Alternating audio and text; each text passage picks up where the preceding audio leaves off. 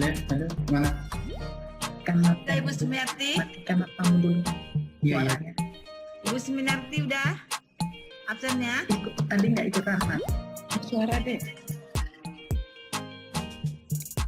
Saya ikut rapat, tapi saya juga suaranya terdengar nggak Bu? cuma di sekolah saya suruh wakil, cuma tidak audio tapi video. Udah dengar. Saya buka video tadi dari Halo, suaranya terdengar. terus saya kesini. Dengar. Ada nih. Kalau saya tadi Sudah, Bu. bukan tentang KKN ini, tapi rupanya cuma penjelasan aja. Apanya nanti tanggal 31 Oktober. Bapak Ibu, kita mulai ya. Udah terdengar ya suara saya, Bapak Ibu. Halo. Sekolah aja. Boleh sama wakil satu. Sudah Ibu. Wakil boleh satu orang. Wakil Sudah, satu. ya. Udah. Terskrin layar, saya Ya. menampilkan bahan paparan terlihat tidak Ibu? Belum ada. Belum ada ya. jadi gambar. Tadi kelihatan Bu Rizky, sekarang tidak. Sekarang Rio. Baik.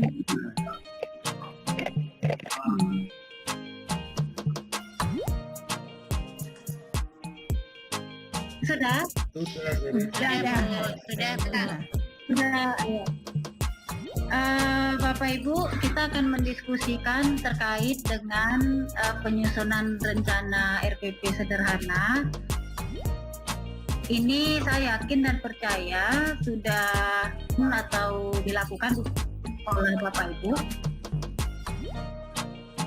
Di sini kita hanya sifatnya review saja Bapak Ibu yang sudah dikembangkan oleh guru-guru Bapak.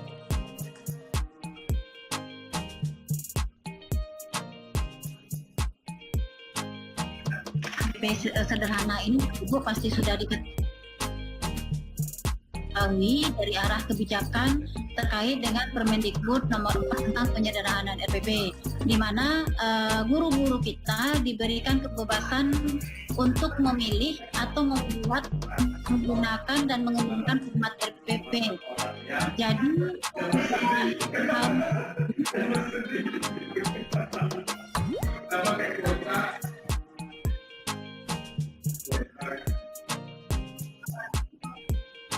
tertutup lagi screen-nya.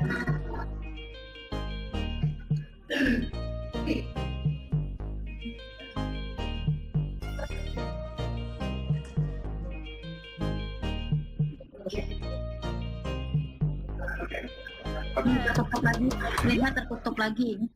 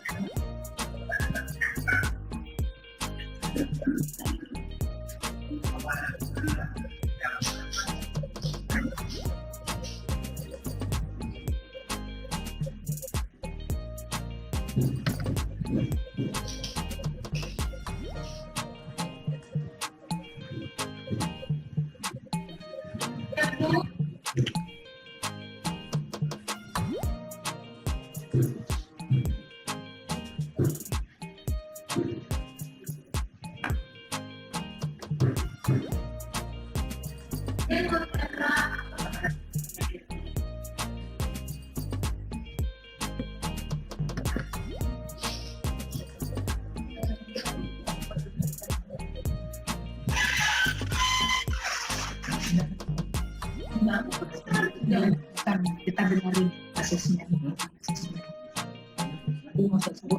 Ada orang tutup.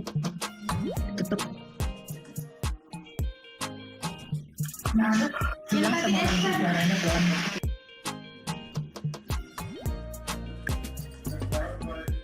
Banyak kan? Banyak kan? Mau silakan ya sebentar ya. Ini penting lah. Ini masih hang gitu.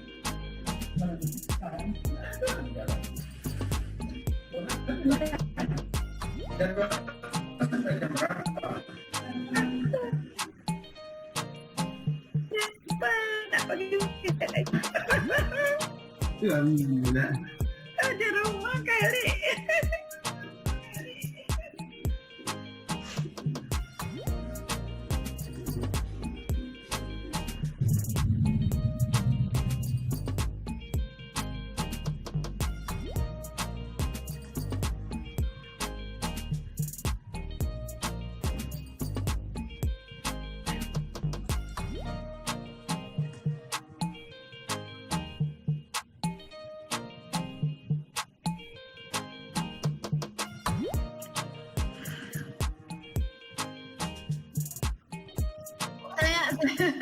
Saya jadi bingung ini karena hari ini kok trouble ini di Zoom saya gitu. Sekali-sekali Kemarin lancar.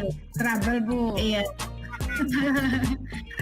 Jadi karena Bapak Ibu berbicara, jadi saya kira buat Bapak Ibu gitu.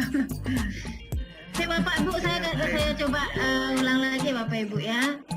Di sini kita akan mendiskusikan terkait dengan RPP sederhana.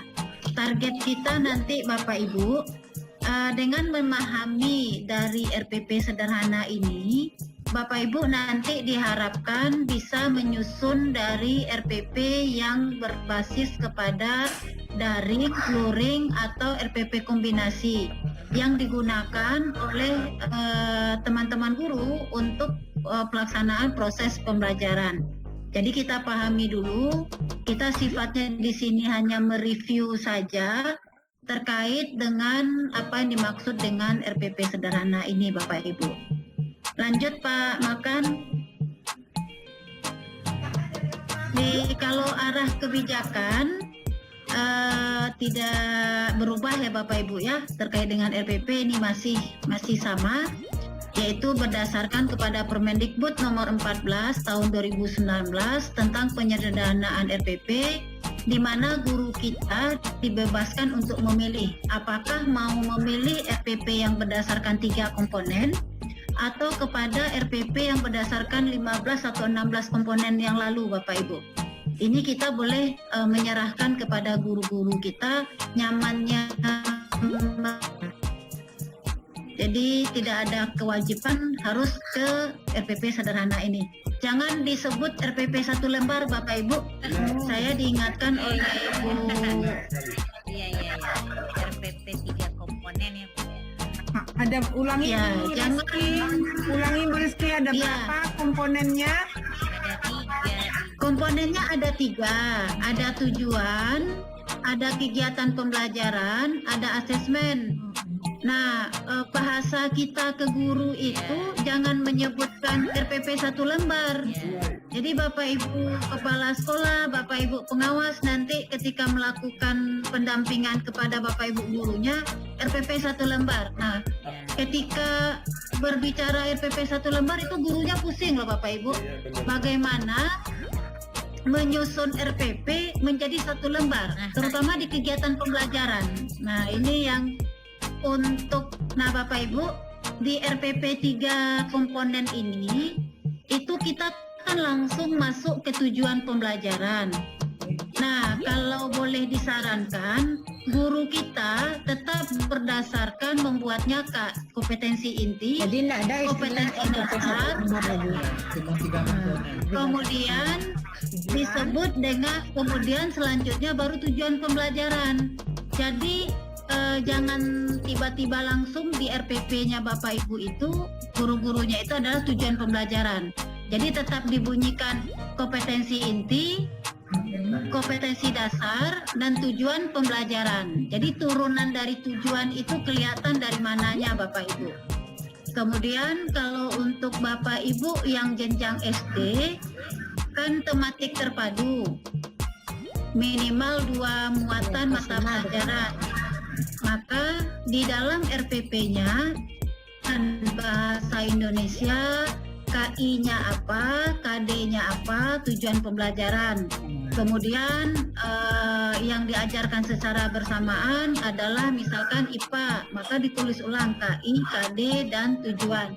Jadi dibunyikan semua dasar dari turunnya tujuan ini. Kemudian tidak perlu lagi ada medianya, metodenya, sumber belajarnya, modelnya itu tidak perlu lagi dibuat kalau di RPP 3 komponen. Kemudian kita bisa langsung kepada kegiatan pembelajaran. Nah, kegiatan pembelajaran ini tetap terbagi 3 ya Bapak Ibu ya. Ada kegiatan pendahuluan, inti, penutup. Kemudian baru ke asesmennya. Asesmen ini ada penilaian sikap, pengetahuan, keterampilan. Kalau sikap itu larinya di jurnal. Silakan diarahkan nanti di RPP Bapak Ibu, sikap itu ke jurnal. Kemudian kita lanjut ke penulisan RPP dilakukan secara efektif dan efisien. Artinya yang disusun oleh Bapak Ibu guru, apakah sudah bisa mencapai tujuan yang diharapkan.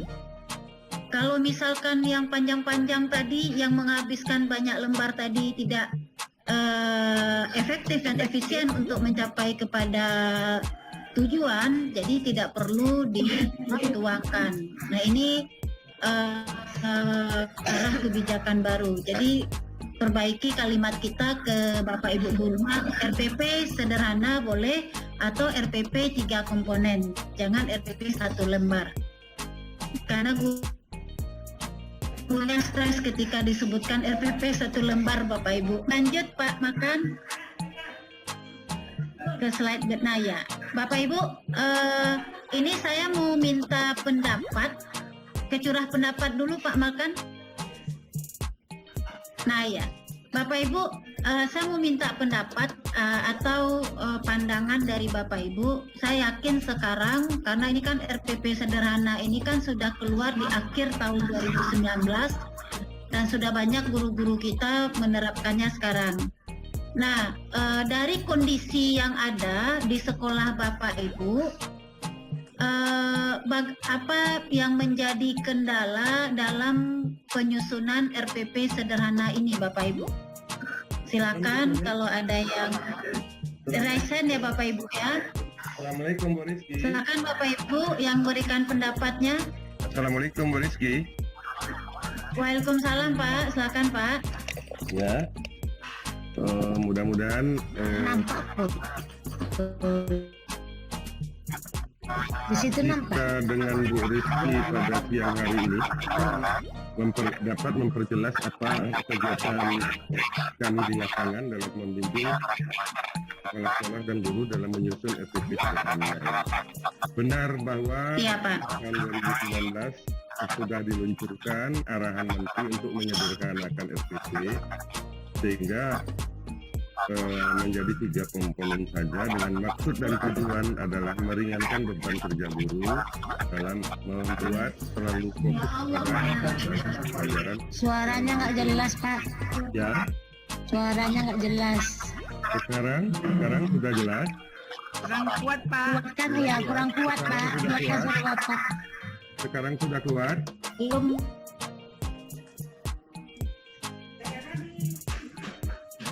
Suaranya tidak terdengar Pak. Halo.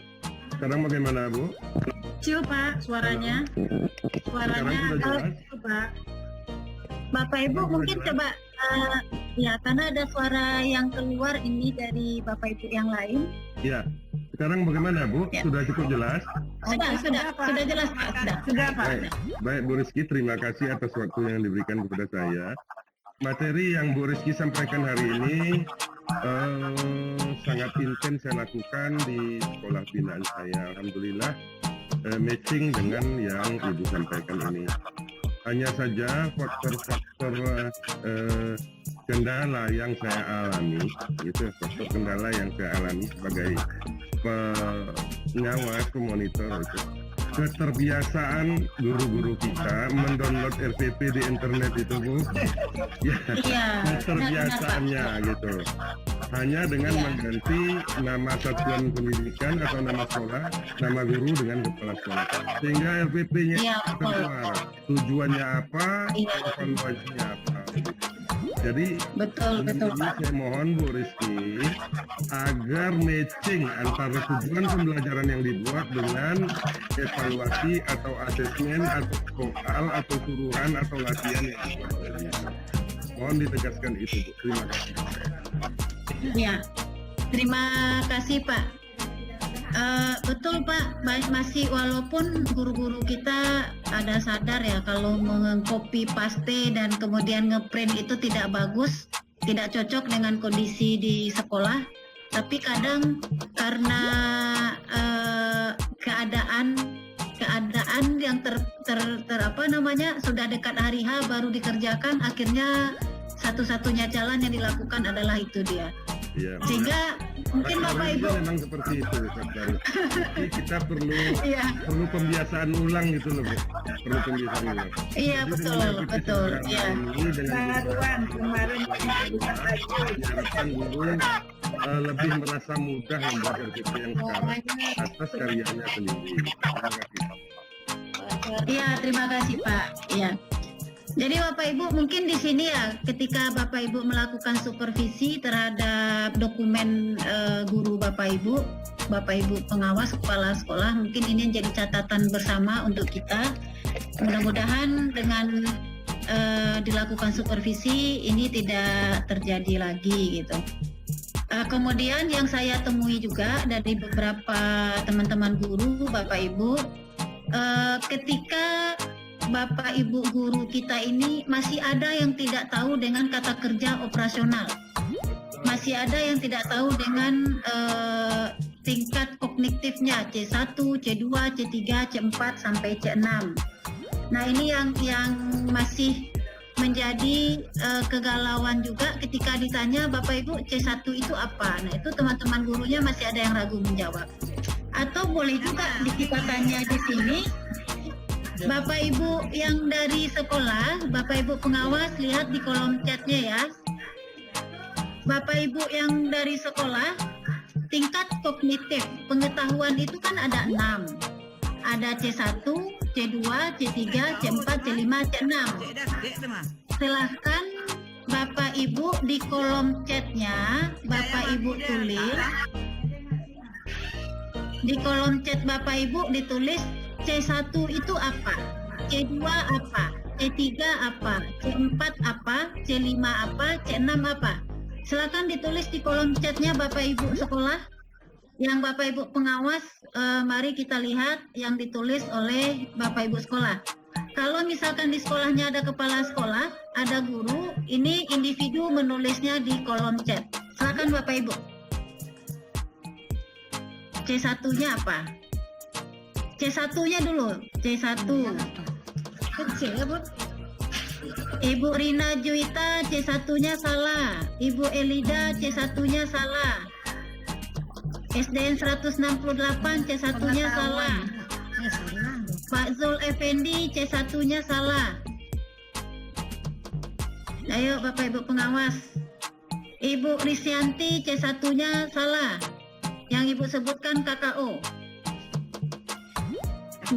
Bapak Budi Setiawan C1-nya salah. Ibu Eva Elvani C1-nya salah.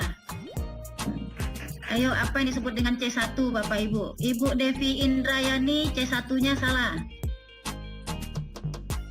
Bapak Bibit Santosa C1-nya itu KKO.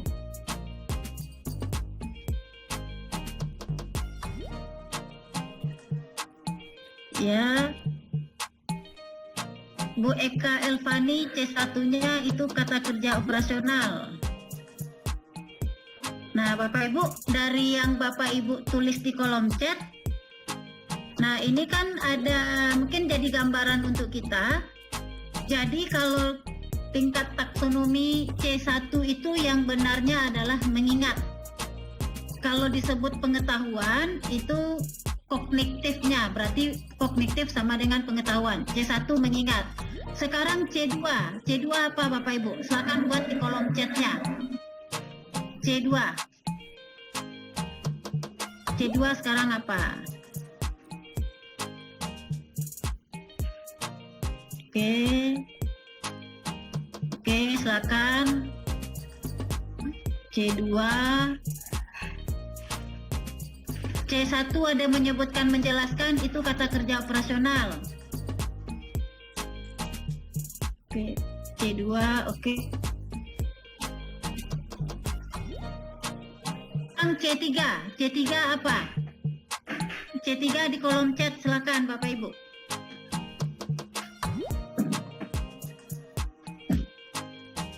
C3, C3 ya.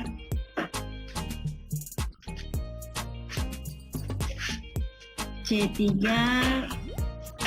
menyebutkan KKU untuk C1. C3 mengaplikasikan Bapak Ibu. Ya, sekarang C4 silakan Bapak Ibu. C4. C4 iya, menganalisis, betul. Sekarang C5 Bapak Ibu. C5 sekarang. C5 bukan sintesis ya, sintesis masih kata kerja taksonomi belum yang lama, yang belum direvisi. C5. Oke. Ya. Terakhir C6. Memproduksi itu kata kerja operasional. C6. C6 mengevaluasi itu kata kerja yang belum taksonomi belum yang belum direvisi.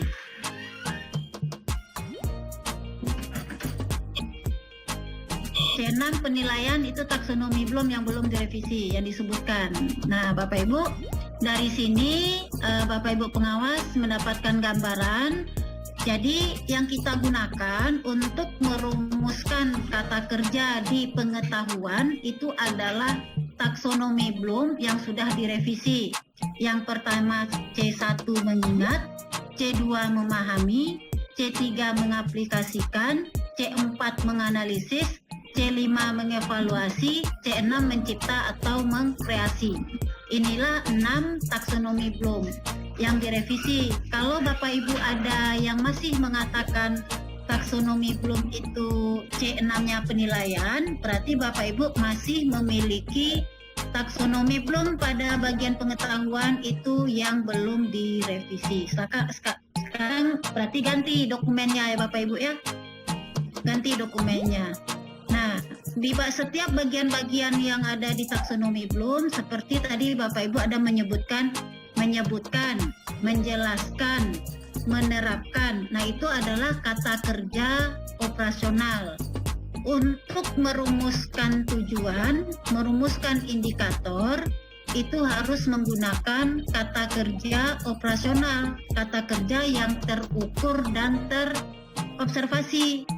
Jadi kalau Bapak Ibu lihat RPP dari gurunya, masih banyak guru kita itu yang menggunakan kata kerja di tujuannya itu memahami, melihat.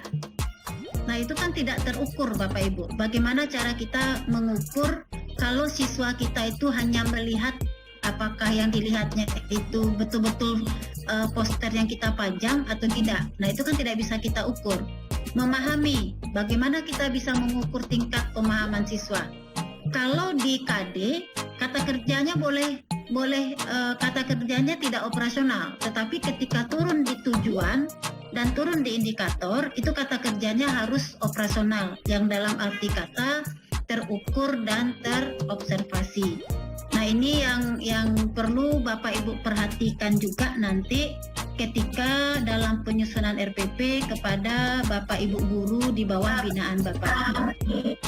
Itu dia Bapak Ibu terkait dengan masalah yang tadi salah satu temuan kita bersama ketika guru-guru dalam merumuskan menggunakan kata kerja operasionalnya. Lanjut Pak. Lanjut ke slide berikutnya Pak Makan. Ya. Nah, Bapak Ibu, ini terkait dengan RPP itu tidak ada perubahan Bapak Ibu ya, tetap adalah sebuah rencana yang dibuat oleh Bapak Ibu guru kita sebelum memulai proses pembelajaran. Memang ada Bapak Ibu guru ini bertanya kenapa harus membuat rencana. Kan tanpa ada rencana pun mereka bisa melakukan proses pembelajaran.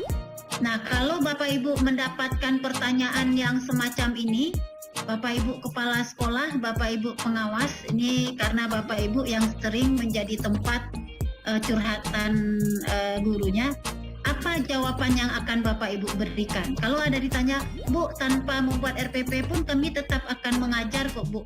Nah, menurut Bapak Ibu, jawaban yang bisa meyakinkan bahwa RPP ini tetap harus dibuat apa Bapak Ibu?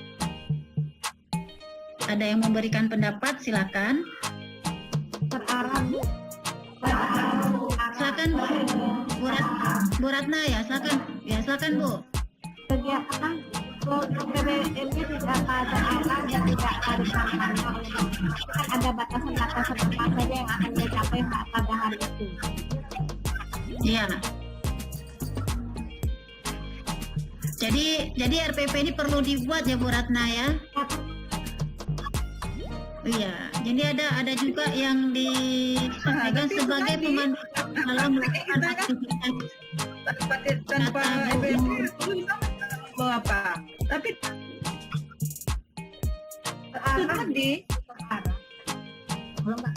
Iya, gimana ya? lari dari konteks dari materi. Iya. Berarti sebagai pemandu Udah, kalau udah mengambang nanti cerita. kemudian juga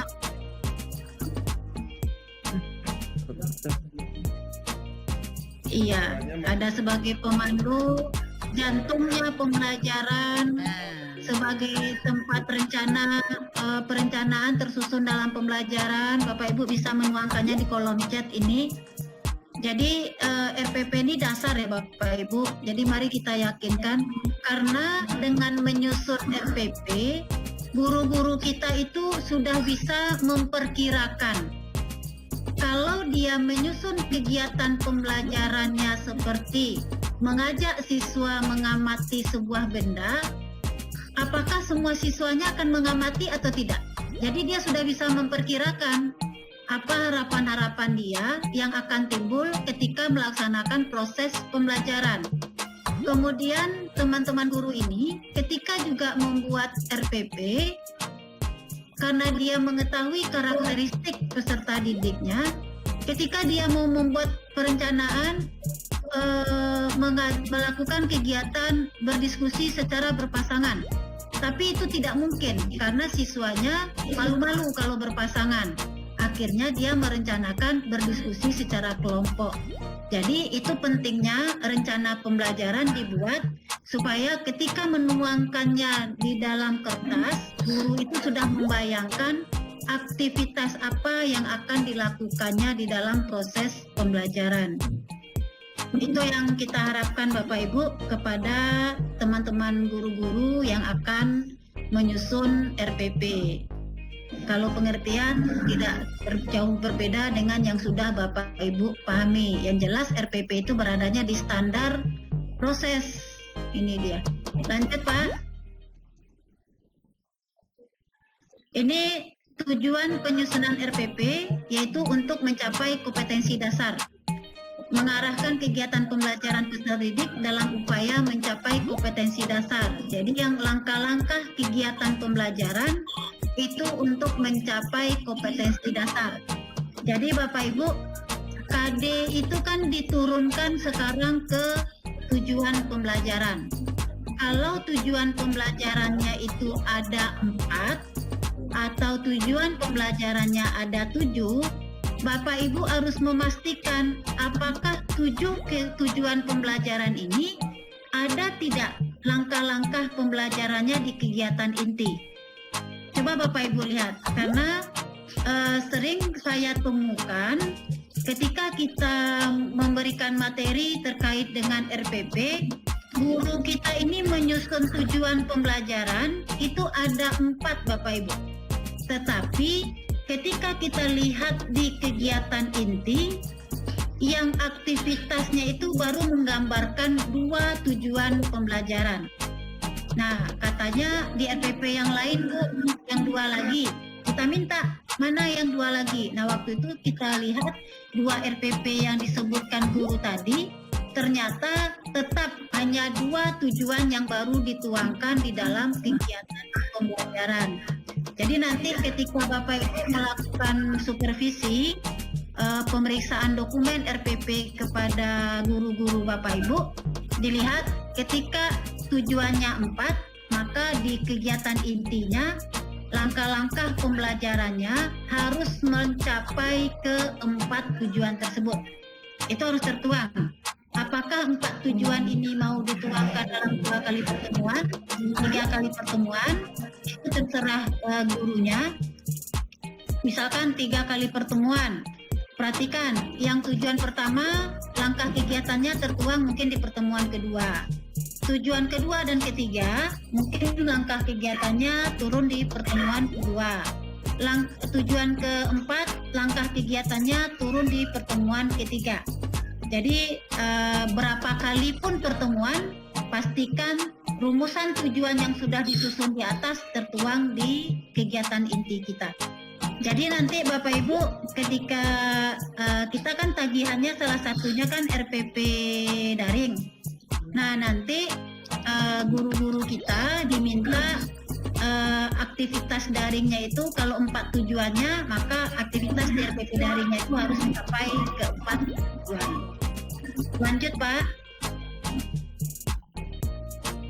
Ini Bapak Ibu yang prinsip penyusunan RPP kita berorientasi kepada siswa. Ini baik secara efektif, efisien berarti penulisan RPP dilakukan dengan tepat dan tidak menghabiskan banyak waktu dan tenaga. Makanya sekarang ada RPP sederhana.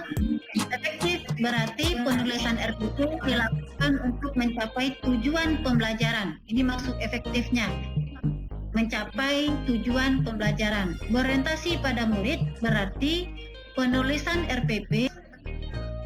Bapak Ibu saya banyak menemukan ketika guru-guru kita ini menyusun RPP, terutama di kegiatan inti.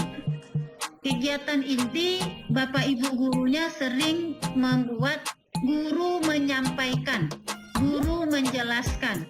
Jadi aktivitas di kegiatan inti itu masih untuk guru Bapak Ibu. Nah ini yang harus Bapak Ibu perbaiki. Seharusnya di kegiatan inti siswa menjelaskan, siswa mengamati, siswa melakukan. Nah semua kegiatan inti itu diperuntukkan untuk siswa. Semua kegiatan inti diperuntukkan untuk siswa. Tidak ada kalimat guru di dalam kegiatan inti. Guru tetap melakukan, tetapi tidak dibunyikan di kegiatan inti. Aktivitas guru itu boleh keluar ketika di pendahuluan dengan di penutup. Karena di pendahuluan itu bagaimana guru nanti menyepakati segala proses yang akan dilalui pada saat itu. Jadi inti semuanya harus diperuntukkan untuk siswa. Jangan guru merancang pembelajaran untuk diri dia sendiri. Dan Bapak Ibu, ketika dia tuangkan di inti, tapi masih guru yang melakukan, artinya guru merancang kegiatan untuk diri sendiri. Jadi ini kita lihat nanti dokumen Bapak Ibu guru, yang kita harapkan adalah guru merancang kegiatan untuk siswa. Ini yang disebut dengan berorientasi kepada murid RPP kita Bapak Ibu. Lanjut Pak. Ini RPP yang sederhana Bapak Ibu berdasarkan surat edaran Mendikbud nomor 14 tahun 2019. Ada tujuan, langkah-langkah ini tetap seperti yang biasa, pendahuluan, inti, penutup, hanya tidak penguraiannya tidak sebanyak seperti yang biasa. Kemudian penilaian pembelajaran, asesmennya tetap ada pengetahuan, keterampilan, sikap, hanya sikap nanti itu kita berada di jurnalnya Bapak Ibu. Jadi yang tertuang di RPP cukup pengetahuan dan keterampilan saja. Ini dia Kita lihat yang untuk rumusan tujuan. Silakan lanjut, Pak. Tujuan pembelajaran ini Bapak Ibu. Untuk menulis tujuan pembelajaran ini ada dua yang dikembangkan ketika kita mengikuti pelatihan kurikulum 2013. Ada tujuan dikembangkan dengan menguraikan dengan poin 1, 2, 3, 4 sampai 5, itu boleh Bapak Ibu. Jadi KD 3.1 menurunkan tujuan pembelajaran 1, 2, 3, 4, 5. Jadi tujuannya dipoinkan. Boleh, yang penting harus mencakup tingkat pengetahuan dan keterampilan. Atau ada tujuan yang dirumuskan dalam bentuk satu deskripsi saja, dalam satu kalimat atau dua, dalam satu paragraf. Berupa deskripsi, tidak dipoinkan. Nah, ini ada dua. Kemarin di SMP itu, kalau SD selalu dipoinkan. Karena SD itu karena dia tematik terpadu, jadi dia mempoinkan satu tujuan untuk muatan mata pelajaran A, yang kedua tujuan untuk muatan mata pelajaran B, yang ketiga tujuan untuk muatan mata pelajaran C. Jadi tujuan untuk 3 mata pelajaran itu dibedakan. Kemudian SMP, SMA, SMK, karena dia bukan tematik terpadu, maka dia merumuskan tujuannya menjadi satu deskripsi. Itu ada. Atau misalkan SMA, SMP, SMK ingin merumuskan tujuan menjadi tujuan KD 3.1 dan 4.1, turunnya 1, 2, 3, 4 boleh. Nah, pilihannya kepada Bapak Ibu. Apakah mau berbentuk deskripsi atau mau berbentuk poin?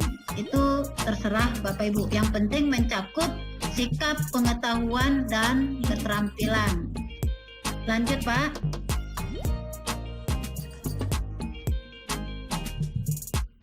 Nah, ini Bapak Ibu, dalam merumuskan tujuan, di dalam buku saku, Bapak Ibu sudah punya buku saku penyusunan RPP sederhana belum, Bapak Ibu? Bapak Ibu sudah punya buku saku penyusunan RPP sederhana belum? Belum, Bu. Belum.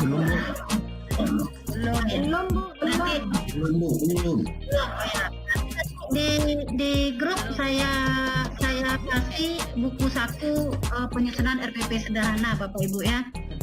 Nah, di dalam buku saku berdasarkan surat edaran tadi lebih dijelaskan bagaimana Bapak Ibu untuk menyusun tujuan pembelajaran.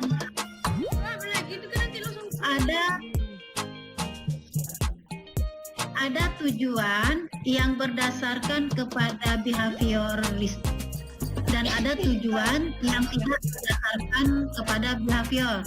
Nah, kalau tujuan yang berdasarkan kepada behavior itu ada A, audiennya, B, kondisinya, C, behavior A, audien, B, behavior, C, kondisi, D, diksi. Nah, ini berdasarkan kepada behaviornya Bapak Ibu. Contoh kalau diartikan, audien itu adalah siswa, behavior itu adalah perilaku, kondisi itu adalah persyaratan yang harus dipenuhi sehingga perilaku yang diharapkan dapat ditunjukkan oleh siswa. Ini adalah tingkat keberhasilan pencapaian perilaku yang dapat berbentuk kecepatan, ketepatan, kuantitas atau kualitas, tetapi bukan nilai karakter. Ini perbaikan karena contoh-contoh RPP yang lama, degree ini dibunyikan nilai karakter, degree ini diganti dengan nilai karakter. Ya. Di sini ada perbaikan, ya kan Bapak ya? Degree itu jadi nilai karakter ya Pak? Ya. Nah, jadi sekarang di sini ada perbaikan, degree itu tidak lagi nilai karakter, tetapi berbentuk kecepatan, ketepatan, kualitas dan atau kuantitasnya.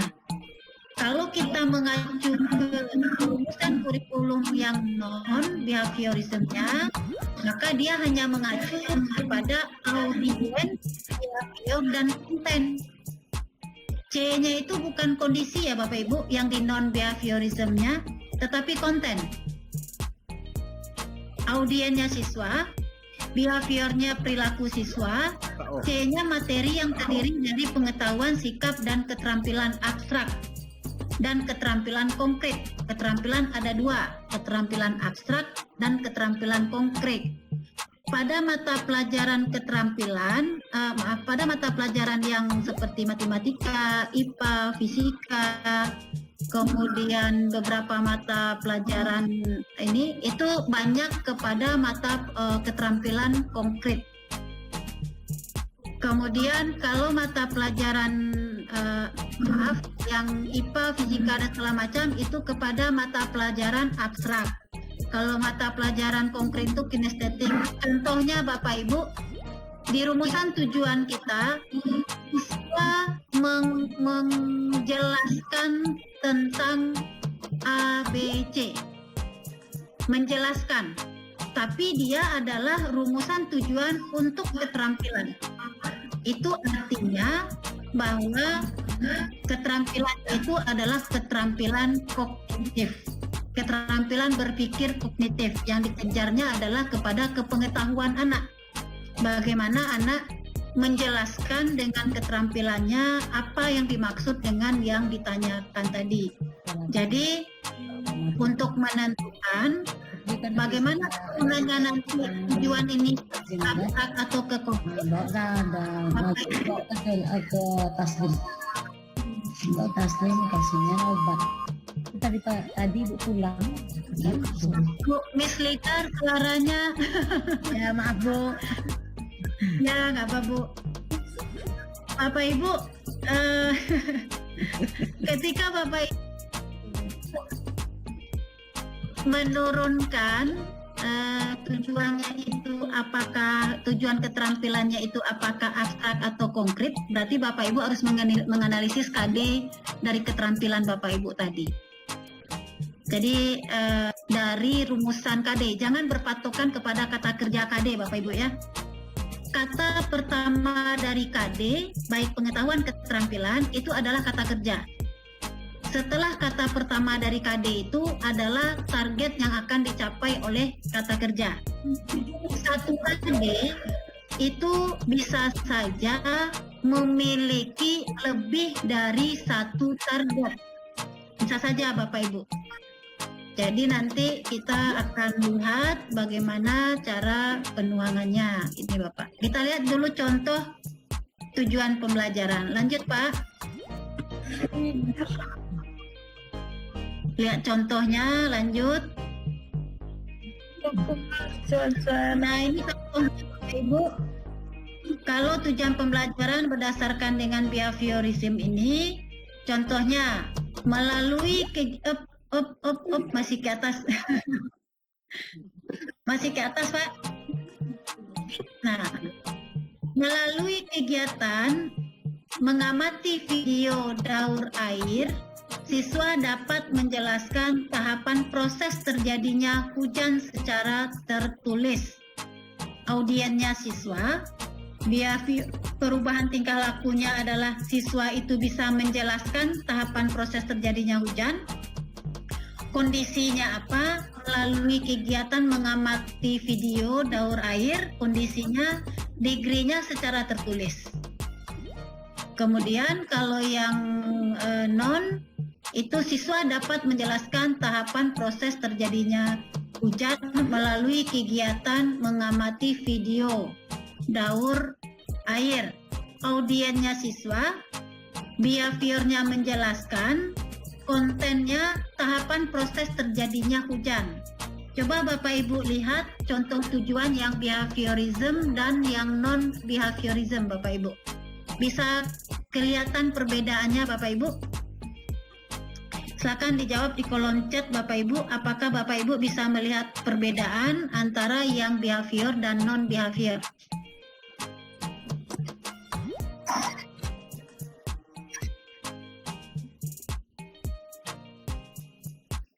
Bisa, oke, ya. Sambil untuk lebih meyakinkan, ini Bu, ada yang mengatakan belum? Sambil Bapak Ibu menjawab, coba lihat yang kedua, baca yang kedua.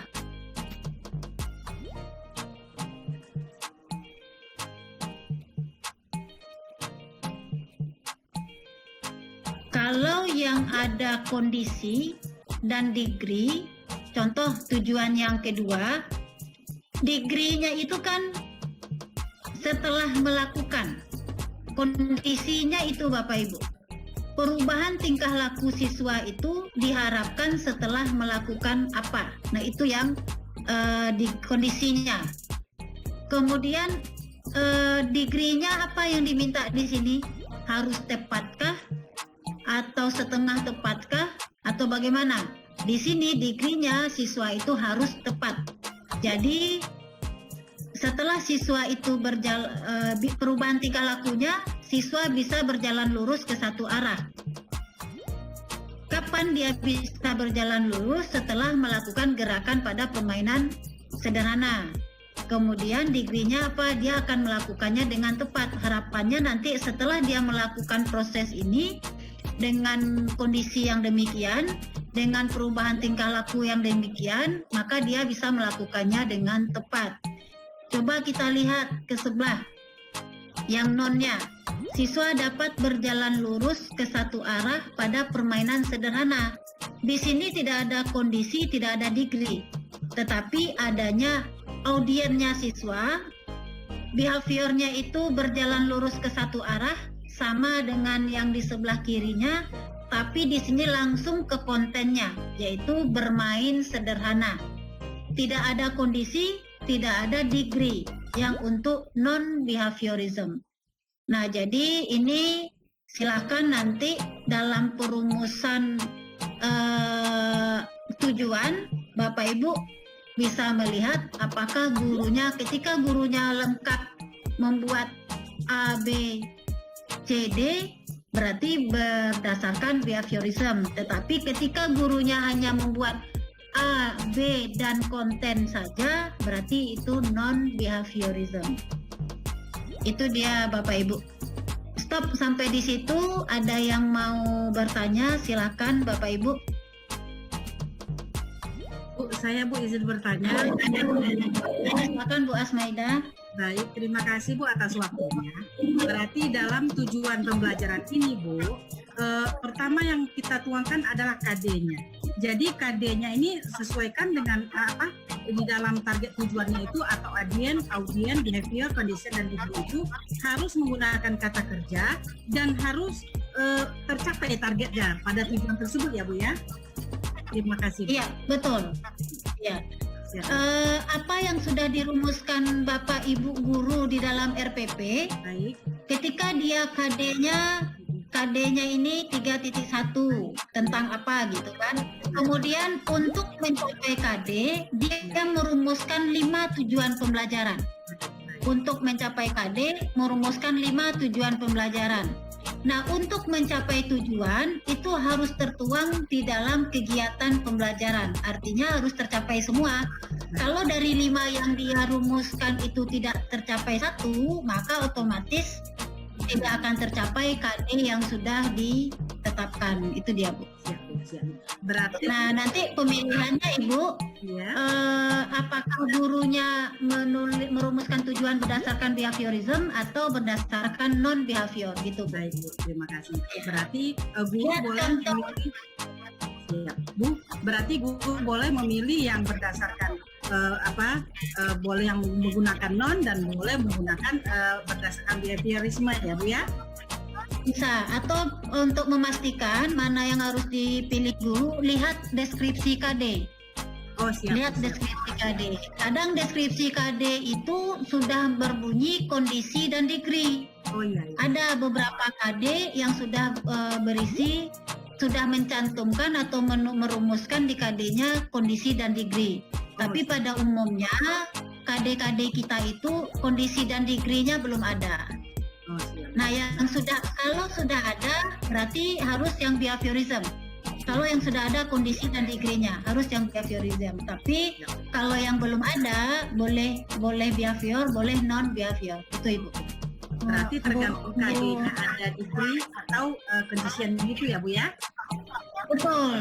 Kalau ada wajib. Kalau ada yang CD-nya wajib ke behaviorism ya, jangan pilih yang non. Siap Bu, siap Bu. Terima kasih ya Bu. Bu Rizky, Ya. Ya lanjut Bu Nurbaiti. sebentar boleh nanya lagi Bu? Bu, yang nanya siapa Bu Arni ya? Arni ya, Erni Bu. Arni. Silakan Bu Arni. Ini Bu, Ya saya Bu, silakan Bu. kurang paham untuk behaviorism dan non behaviorism ini. Tujuannya apa ya untuk diapakan gitu oleh seorang guru Bu? Atau di tujuan pembelajarannya ini bermanfaat untuk apa gitu Bu? Kurang paham saya jadinya. Makasih. Ya. Terima kasih. Yang sebenarnya mau kita kejar itu kan kesininya Ibu, ke perubahan tingkah lakunya, ke behaviornya. Yang akan kita kejar itu adalah ke behaviornya. Nah, untuk lebih menjelaskan bagaimana siswa kita itu nanti ke behaviornya itu ada dua model rumusan. Ada yang langsung, ada yang membuat kondisi dan degree, ada yang tidak membuat kondisi dan degree. Jadi hanya ke kontennya saja. Jadi target kita itu adalah ke behaviornya. Bentuk perumusannya nanti itu dari Bapak Ibu mengarahkannya. Untuk perumusan KD itu wajib ada, yang wajib ada itu audien dan behavior. Jadi siswa dalam rumusan tujuan Bapak Ibu itu harus ada siswanya, kata siswanya, harus ada perubahan tingkah lakunya. Karena target kita yang mau kita ubah itu siapa? Berarti kita melengkapi supaya sikap, pengetahuan, dan keterampilannya itu bisa seiring atau bisa lebih meningkat gitu ya Bu? Iya, betul Ibu. Nah, ketika Bapak Ibu merumuskan tujuan, coba lihat di sini di contoh. Di sini kan karakternya tidak dibunyikan dengan jelas kan Bapak Ibu? Tidak dibunyikan dengan jelas karakternya. Tetapi lihat contoh yang pertama. Melalui kegiatan mengamati, melalui kegiatan pengamatan video, mengamati video, siswa dapat menjelaskan. Nah, artinya di sini kan siswanya karakternya tidak dibunyikan, literasinya tidak dibunyikan, tetapi secara implisit tergambar tidak di dalam rumusan yang pertama tadi. Iya. Mengamati itu literasi kan Bapak Ibu? Ya. Ya kan? Kemudian karakternya di mana yang terlihat di tujuan ini? Melalui kegiatan pengamatan video daur air, siswa dapat menjelaskan tahapan proses terjadinya hujan secara tertulis. Nah, yang karakternya di mana yang tergambar? Yang menggambarkan karakter di kalimat yang mana? Boleh ditulis di kolom chat. Mengamati, kemudian menjelaskan, itu kan perlu ini ketelitian, kemudian perhatian, dia juga harus menulis. Iya, iya betul. Itu dia Bapak Ibu. Itu dia. Jadi tidak harus dibunyikan secara gamblang di dalam RPP gurunya, ya, tetapi tergambar. Mengamati itu literasi, ya kan? Nah, itu dia Bapak Ibu. Nah, sekarang coba Bapak Ibu cari di kolom, ditulis di kolom chatnya RPP ini, tujuan ini, yang menggambarkan karakter yang mana di sini. Siswa dapat berjalan lurus ke satu arah pada permainan sederhana. Silakan tulis di kolom chat. Siswa dapat berjalan lurus ke satu arah pada permainan sederhana.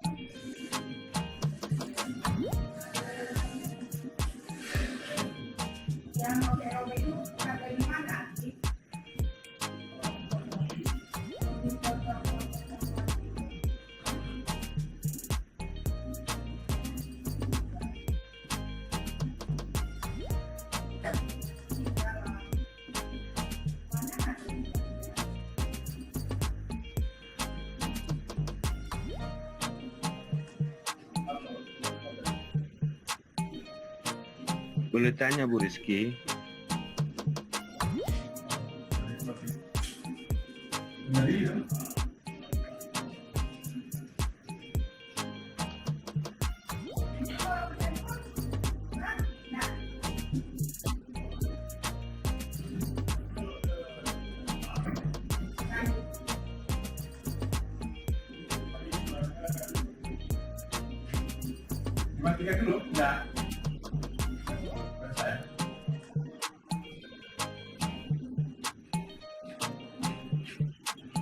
Silakan Bapak Ibu yang menyebutkan itu 2 orang, disiplin, ketelitian, ada lagi yang lain?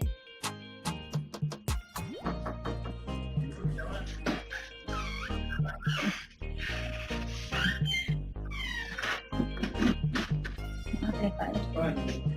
Makasih.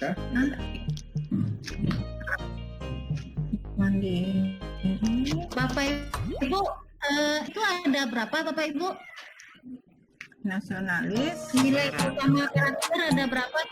Kan ada berapa di kolom chatnya Bapak Ibu?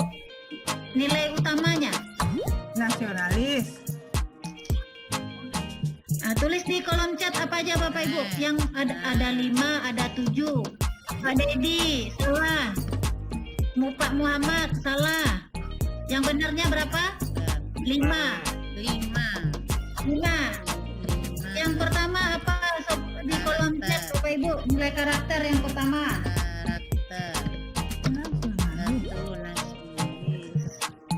Religius.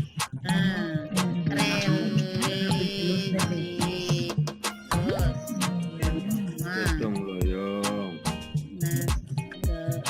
Dekat simpang tuh, dekat simpang tuh ada gorengan tuh. Ya. Ya ampun. Gotong royong. Apa tuh, dekat simpang pakai barisan. Integritas,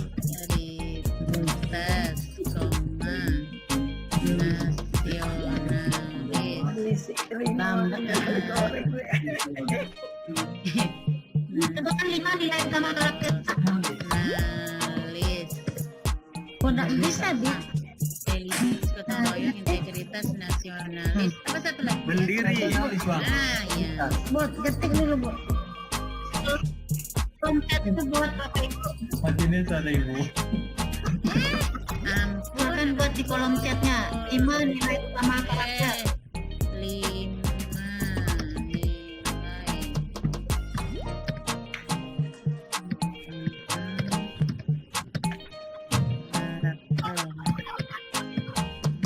Silakan dilihat.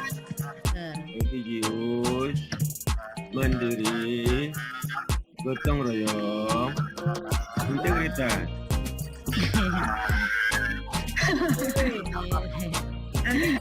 kawan kalau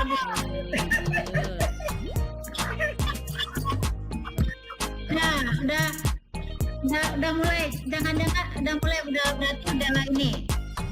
Kalau dia integritas, sub nilai karakternya apa?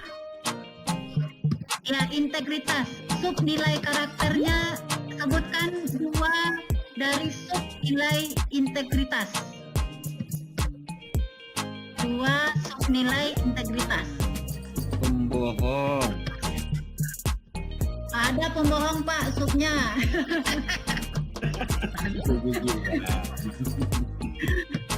Jujur, keteladanan, ya.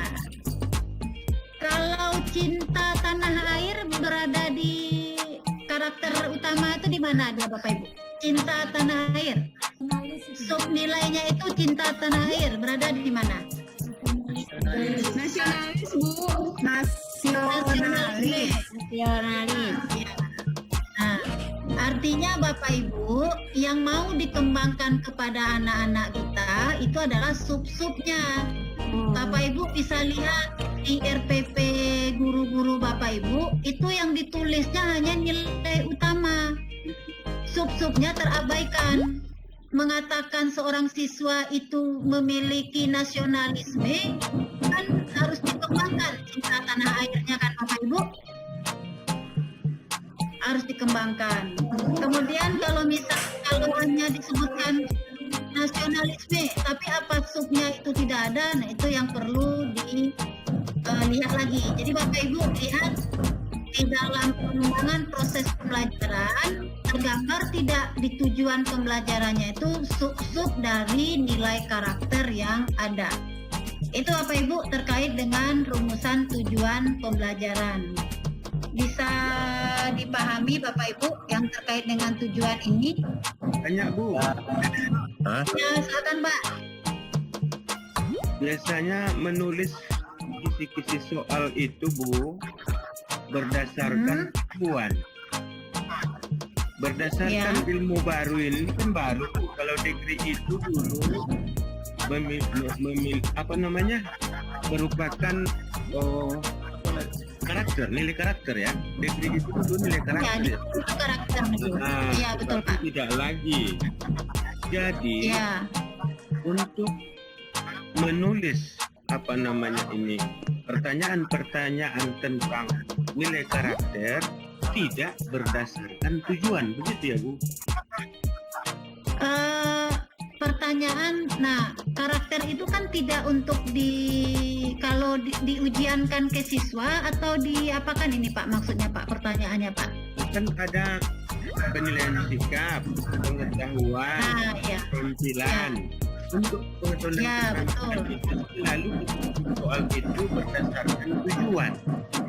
Berarti betul Pak. Berarti penulisan soal untuk nilai karakter tidak berdasarkan tujuan.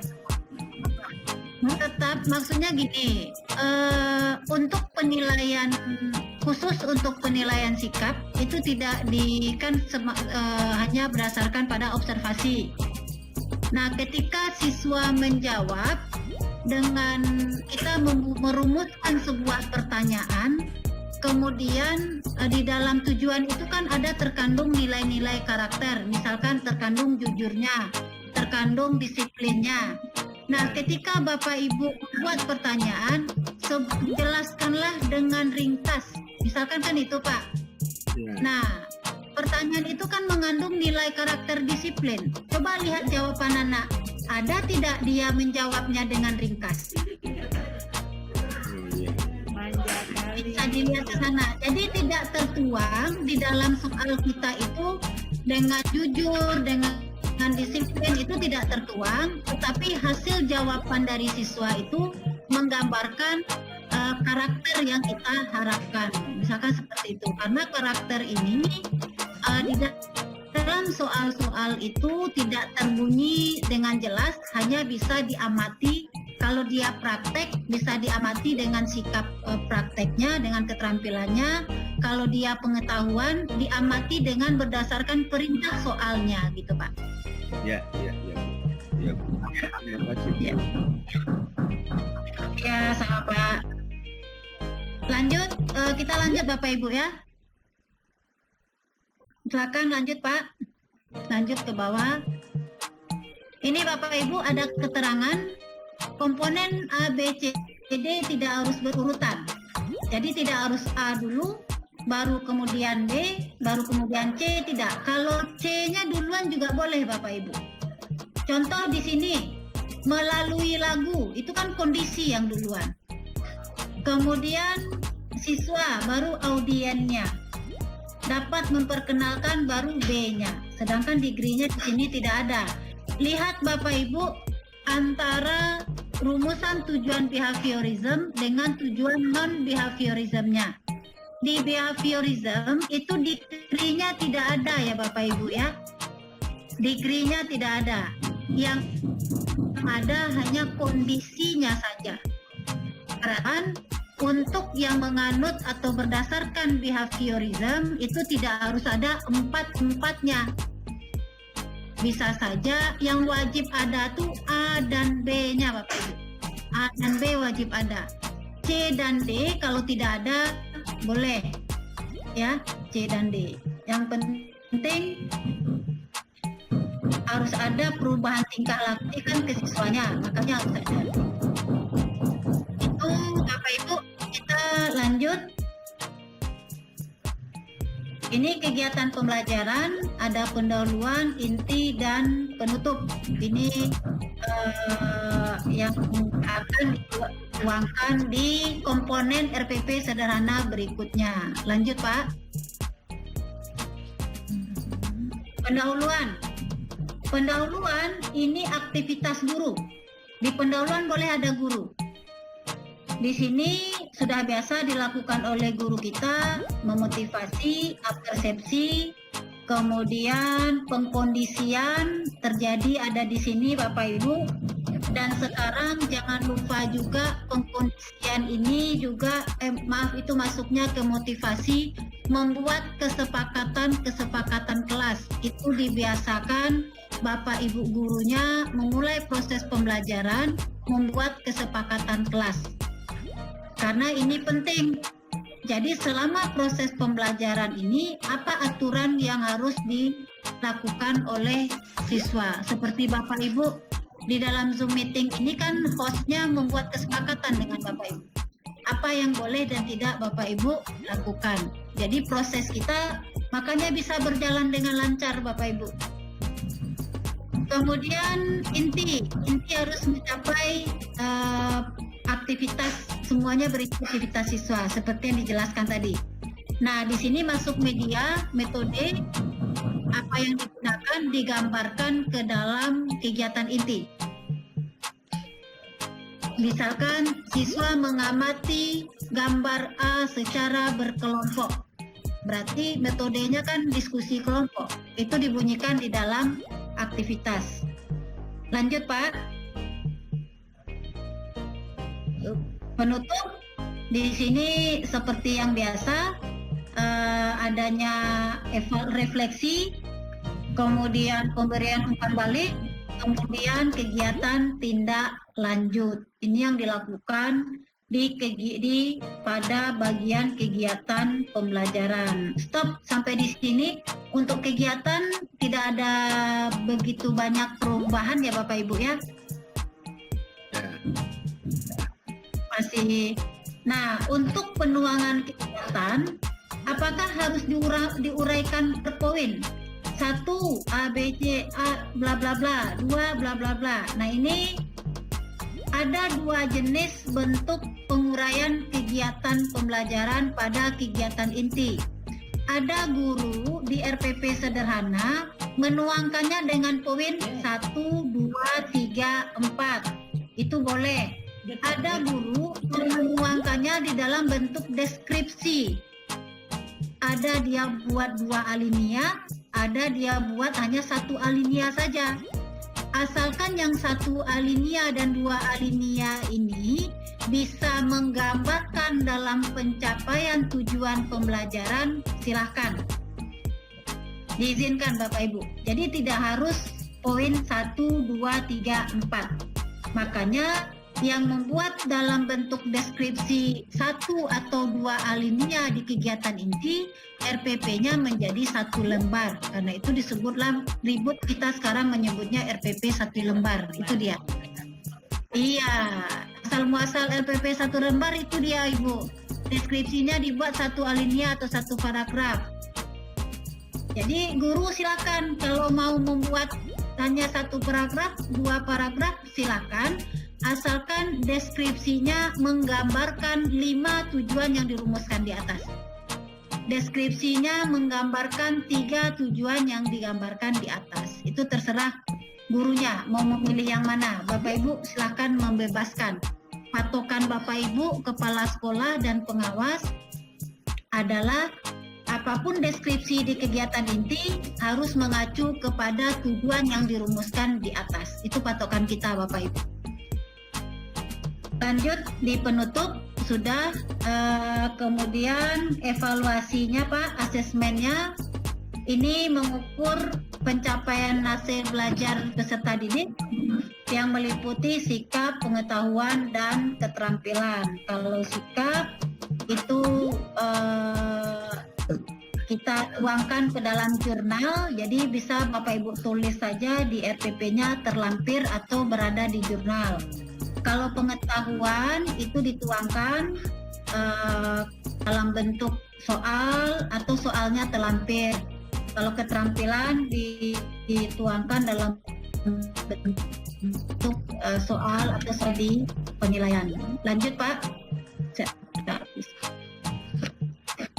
Ini penilaian sikap.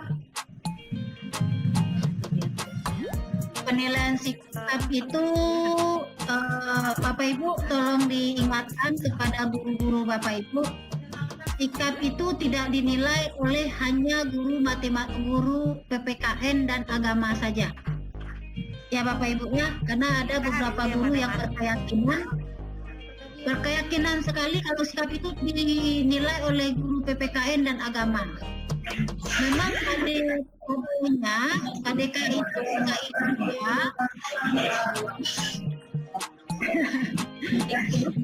KDKI 1, KI 2 berada di PKN dan agama. Ibu Ardia suaranya besar. Suaranya Bu, suaranya. Dong yang lain biar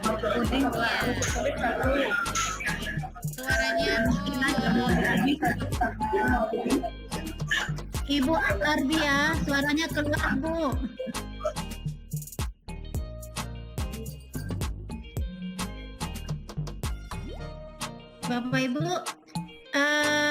Bapak Ibu di ini mungkin perlu diluruskan nanti ke Bapak Ibu gurunya kalau penilaian sikap itu tidak hanya kepada guru mata pelajaran PPKN dan agama saja. Untuk KDKI 1, KI 2 itu memang berada di PPKN dan mata pelajaran agama, tetapi semua guru berkewajiban memiliki jurnal. Jadi catatan sikap siswa ini itu berada di jurnal dan inilah dasar nanti dalam menuangkan nilai sikap siswa ke dalam rapor.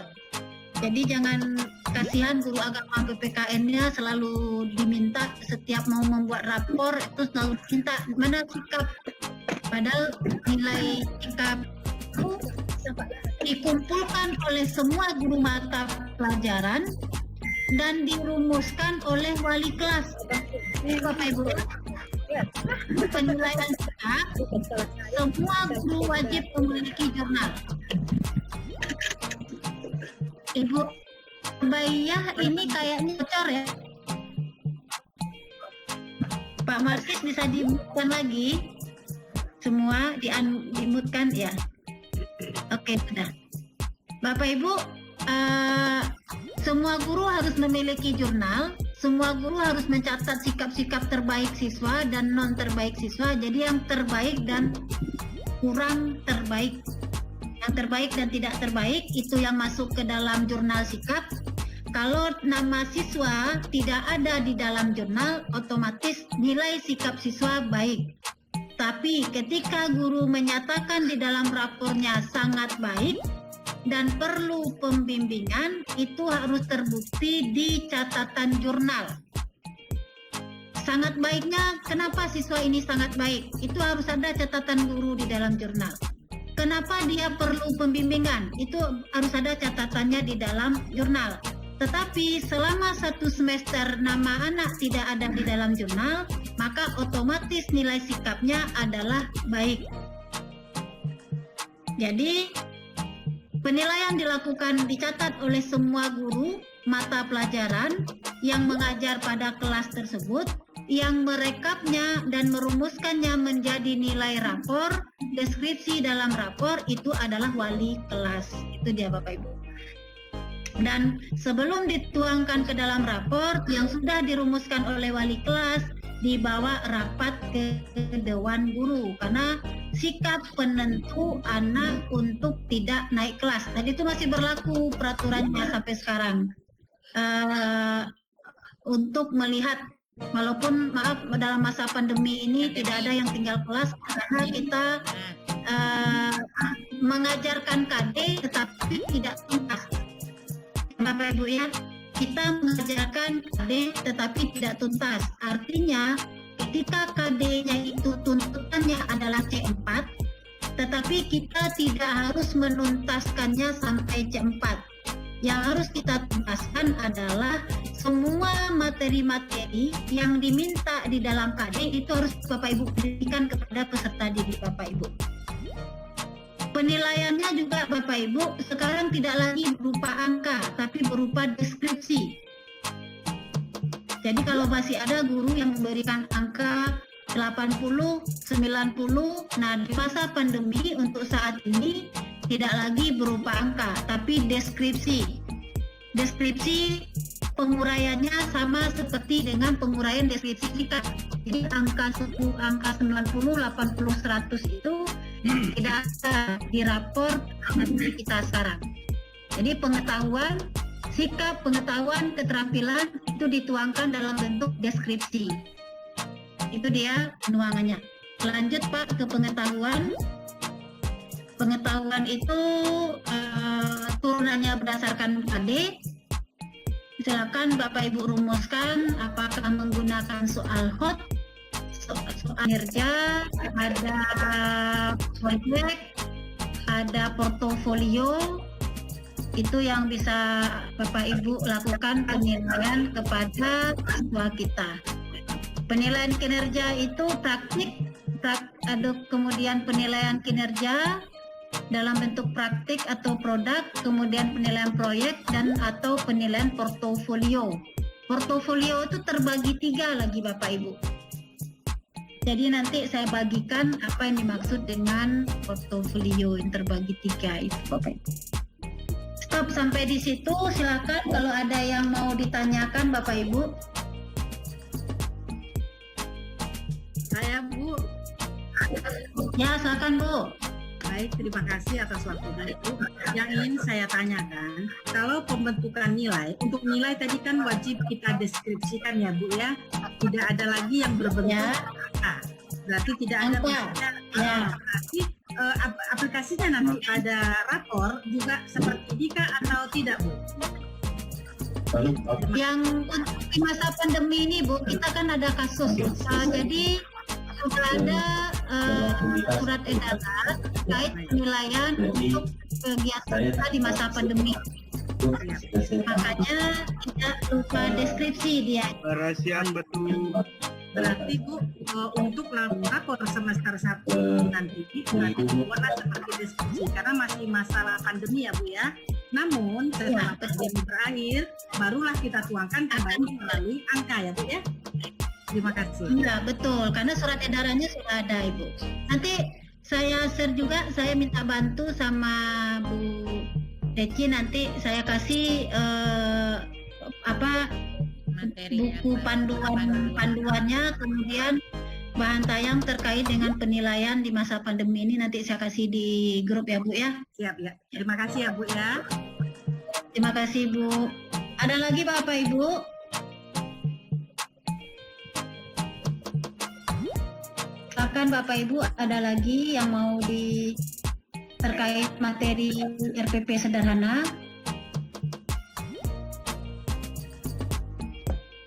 Bu Rizky, Ya Bu. saya minta penjelasan lagi masalah penilaian untuk semester 1 ini. Katanya tadi ada yang pakai deskripsi dan ada yang pakai angka. Nah, yang untuk pemahaman RPP, baik itu RPP yang sederhana ataupun yang biasa kita lakukan sehari-hari, tidak jauh beda sebenarnya Ibu ya. Kita harus melihat dulu langkah-langkahnya, membahas C1 sampai C6, kemudian membahas lagi tujuan dan lain-lainnya gitu. Iya Bu, betul. Cuma mungkin tidak sempurna ya Bu ya, seperti kita lakukan di kelas. Yang penting KD-KD itu terlaksana tapi tidak sempurna, kan gitu ya Bu? Artinya tidak seluruhnya, gitu ya? Yang di kegiatan inti itu kan aktivitas dalam pencapaian tujuan, Ibu. Iya. Di kegiatannya. Nah, karena ketika aktivitas ini kan penanda untuk pencapaian tujuan. Pencapaian tujuan penanda dalam untuk ke pencapaian KD.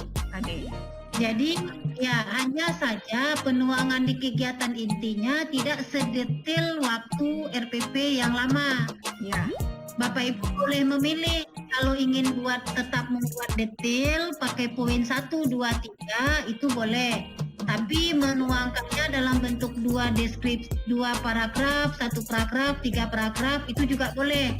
Ya. Dengan catatan rumusan tujuan di atas tergambar pada deskripsi kegiatan inti. Iya. Pengawas Itu dia. sudah buat RPP Bu Arni. Tidak. Nanti kalau sekolah nanya aku mau gimana?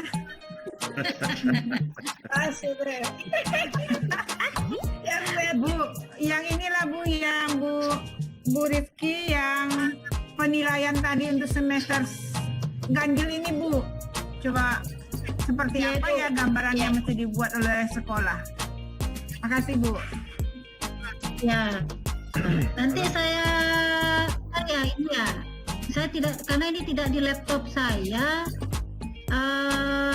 Saya kasih ke Bu Deci, nanti saya minta bantu Bu Deci Sharing. minta bantu share di grup ya. Saya share ke Bu Deci. Ya, bagusnya seperti itu Bu Desi. Bu Rizky, Assalamualaikum Bu Rizky. Waalaikumsalam. Sebentar lagi saya sharing ke Bu Deci ya Bu ya. Ya, Bu Rizky mengingatkan Ya. jadwal kita 14.30 Bu. Oh ya, sudah jam 14.30. Ya Bapak Ibu, terima kasih Pak Wadino. Bapak Ibu, nah ini tugas, memang ini tagihannya bukan dari saya ya Bapak Ibu.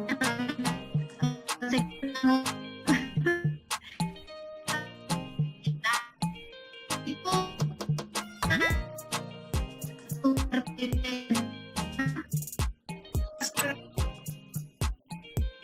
Wah,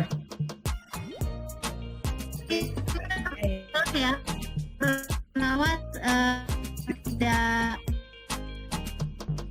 Ya. bebas mas ibu atau lepas terpisah terus mau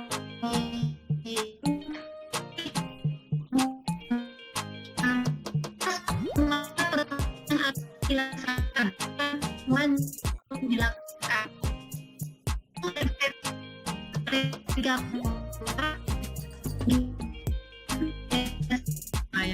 dan besok akan pastikan